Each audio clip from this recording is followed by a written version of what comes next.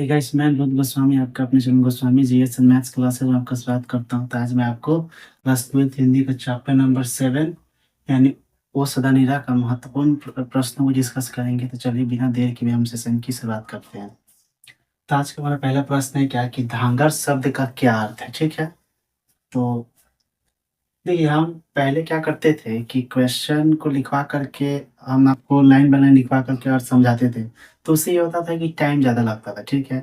और एक ही 2 क्वेश्चन में 15-20 मिनट लगाते थे। तो मैंने सोचा कि अब क्वेश्चन के साथ-साथ आंसर को भी यहाँ लिख देता हूँ। तो इससे ये होगा कि कम समय में ज़्यादा से ज़्यादा पर एक चैप्टर का महत्वपूर्ण प्रश्नों का डिस्कस आराम से हो जाएगा। तो इस वजह से जो है हम इसको लिख दे रहे हैं यहाँ पे, ठीक है? चलिए इसको हम समझते हैं क्या कि उड़ाव में धांगर धांगर शब्द का अर्थ होता है क्या? यानी उड़ाव में जो है धांगर शब्द का अर्थ होता है भाड़े के मज़दूर, ठीक है? यानी भाड़े के मज़दूर यानी किसी ऐसे मज़दूर जो किसी काम के लिए किसी को लाया जाता है, ठीक है? उसको क्या बोलते हैं? यानी भाड़ा पर किसी व्यक्ति को काम के लिए लाना, वो बात है। यानी उड़ाव में धांगर शब्द का अर्थ होता है कि भाड़े का मज़दूर। ये लोग दक्षिण बिहार के छोटा नागपुर क्षेत्र के, ये लोग कहाँ के निवासी होते हैं बेसिकली? ये लोग होते हैं दक्षिण बिहार के छोटा नागपुर क्षेत्र के जो है क्षेत्र के आदिवासियों के वंशज थे। यानी माना जाता है क्या कि उरांव जनजाति, उरांव जो है में धांगर शब्द का अर्थ होता है भाड़े का मजदूर। और ये क्या होते हैं? दक्षिण बिहार के छोटा नागपुर क्षेत्र के आदिवासियों लोगों के वंशज थे, ठीक है? इन लोगों को नील की खेती के लिए करवाने के लिए लाया गया था। बेसिकली इनको क्यों भाड़ा पर लाया गया था? तो मैंने अभी बताया था कि किसी व्यक्ति को काम के लिए हम लाते हैं तो वो क्या होता है, भाड़ा पर ही उसको लाया जाता है। तो वहीं इसको जो है बेसिकली नील की खेती के लिए ही इनको लाया गया था। तो मेरे साथ एक बार फिर से पढ़ लीजिए क्या कि उरांव भाषा में धांगर शब्द का अर्थ होता है भाड़े का मजदूर, ठीक है? आज मैं आपको याद करवा कर ही चलूँगा क्या कि ओराव भाषा में धांगर शब्द का अर्थ होता है, यानी ओराव में धांगर शब्द का अर्थ होता है भाड़े का मज़दूर। ये बेसिकली दक्षिण बिहार के जो है, ये बेसिकली कहाँ के? दक्षिण बिहार के छोटा नागपुर क्षेत्र के जो है आदिवासियों के वंशज थे। और इन्हें बेसिकली क्यों लगाया गया था?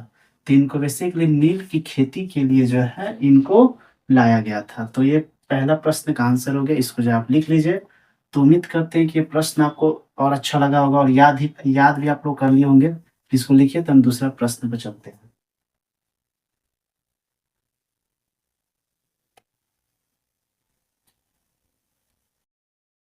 तो आप लिख लीजिए तो हम दूसरा प्रश्न पे चलते हैं।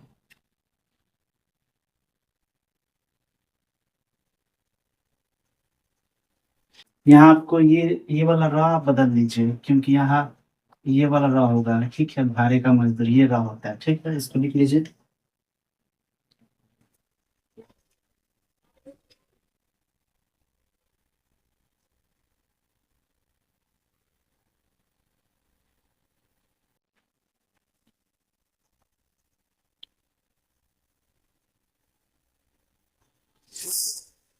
तो आज का हमारा दूसरा प्रश्न है क्या? ये दोनों प्रश्न काफी इंपॉर्टेंट है। तो बेसिकली मैं ये इसमें इंपॉर्टेंट प्रश्न इसलिए लिख पा रहा हूँ कि बोर्ड एग्जाम में जो है 12th क्लास में हिंदी का जो भी इंपॉर्टेंट क्वेश्चन आएगा तो बेसिकली मैं उसी क्वेश्चन को ही सॉल्व करा रहा हूँ। और इसके लिए मैंने 1 से 6 चैप्टर तक के वीडियो यूट्यूब पर अपलोड कर दिया। जिन्होंने नहीं देखा है वो जाके देख लीजिए। तो देखिए गांधी जी ने चंपारण में शिक्षा व्यवस्था के लिए क्या किया?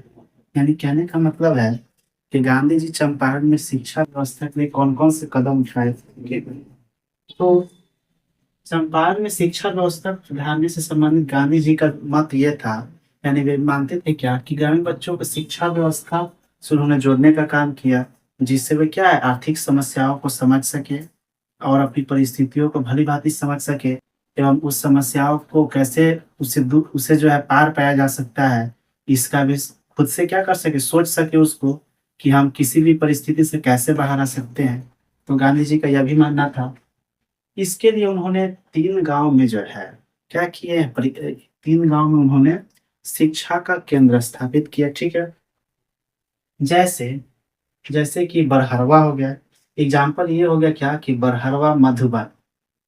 ये 2 मैंने एग्जाम्पल आपको दे दिया ताकि आपको अगर पूछा जाए, क्योंकि मैंने यहाँ 3 गाँव का वर्णन कर दिया है, तो इसलिए हमारे यहाँ पर नाम को मेंशन करना ज़रूरी था। तो उन्होंने 3 गाँव में जो है शिक्षा का केंद्र स्थापित किया। ठीक है। एवं एवं जो है उस शिक्षा के केंद्र में जो है उन्होंने अपने कुछ निष्ठावान व्यक्तियों को उस जो है केंद्र शिक्षा केंद्र का देखभाल करने के लिए उन्होंने वहां पर उनको जिम्मेवारी दिया।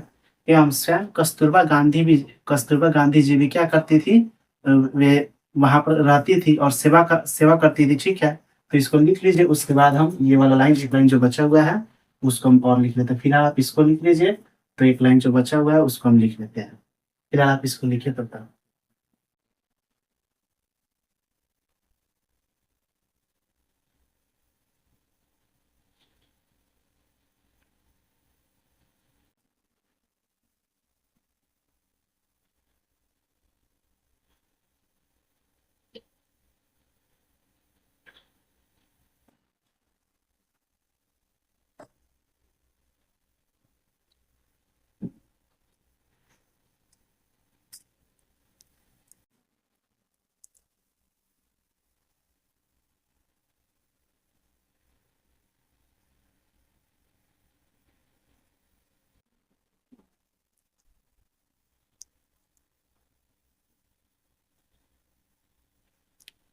तो देखिए, बात का एक लाइन ये था कि स्वयं कस्तूरबा गांधी जो है वो जो 3 शिक्षा का केंद्र स्थापित की करवाए थे गांधी जी या किए थे। ठीक है, तो उनमें से एक भितिरावा में स्वयं कस्तूरबा गांधी जी तक क्या उन्होंने किया, भितिरावा आश्रम में रही और इन कर्मठ एवं विद्वान लोगों की सेवा की। जहाँ पर गांधी जी क्या किए थे, उन व्यक्तियों को जो है वहाँ का जिम्मेवारी दिए हुए थे। तो वे स्वयं कस्तूरबा गांधी जी यहाँ पर रही, वे उन्होंने सेवा किया। किनको? उन कर्मठ और विद्वान लोगों को।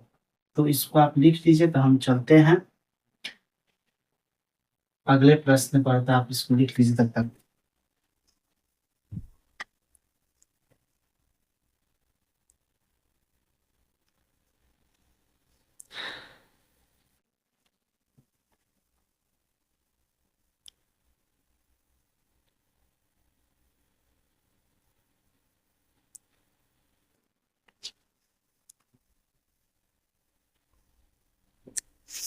तो ये हमारा आज का तीसरा प्रश्न है क्या, कि गांधी जी का शिक्षा संबंधी क्या आदर्श थे, वे शिक्षा के संबंध में वे क्या मानते थे।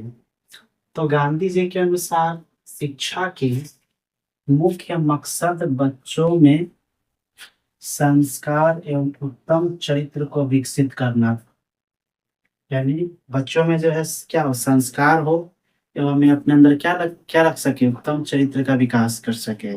ठीक है, मान लीजिए जब किसी भी इंसान की हम बात करें, उसमें शिक्षा तो है लेकिन उस शिक्षा का जो है अपने व्यवहारिक जीवन में नहीं ला पा रहा है, तो वो शिक्षा क्या है, अधूरी है। ठीक है, तो गांधी जी का बेसिकली मकसद यही है कि कोई भी आप चीज सीख रहे हैं, अच्छी बातें सीख रहे हैं, तो उसको आप अपने जीवन में भी लाइए। ठीक है, गांधी जी यह भी मानते हैं, जब आप आगे चल के इथिक्स पढ़ोगे, तो साध्य और साधन दोनों को पवित्र पवित्र जो है करने की बात करते हैं। यानी कहने का मतलब है कि अगर कोई लक्ष्य हमने अपने जीवन में सोचा है, साध्य क्या है, लक्ष्य है, और साधन क्या है कि उस मार्ग को जो है प्राप्ति के लिए हम कैसे रास्ता को अपनाते हैं, ये उसका साधन हो गया। तो गांधी जी मानते हैं क्या, कि हमने अपने जीवन में जो भी सोचा है, जो भी लक्ष्य बनाया है, तो उसको पाने के लिए हम लोग क्या करेंगे, पवित्र रास्ता अपनाएंगे, उचित रास्ता अपनाएंगे, कोई बेईमानी का रास्ता नहीं अपनाएंगे। तो इसलिए वे कहते भी हैं कि साध्य और साधन क्या हो, दोनों पवित्र होनी चाहिए। वर्तमान शिक्षा व्यवस्था क्या कर रही है, बच्चों के बौद्धिक विकास करने के बजाय उन्हें क्या बनाती जा रही है, उन्हें बौना बनाती जा रही है। इस प्रकार गांधी जी ने कहा, इसको लिखिए तो उसके बाद हम लिखते हैं।